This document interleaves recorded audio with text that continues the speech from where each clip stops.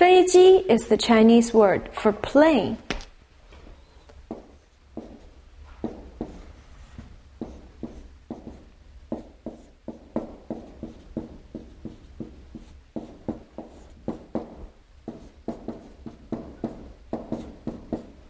Feiji. Fei means flying. Ji, basically, the character means machine. So this flying machine is kind of the literal meaning.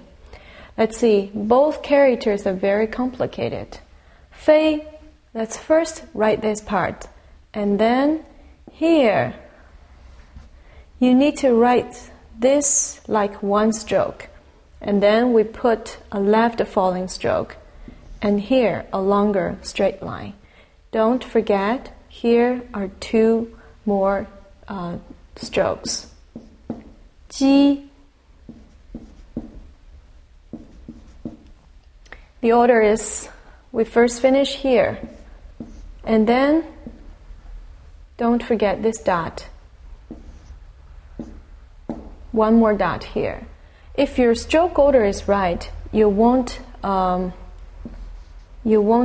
make wrong characters.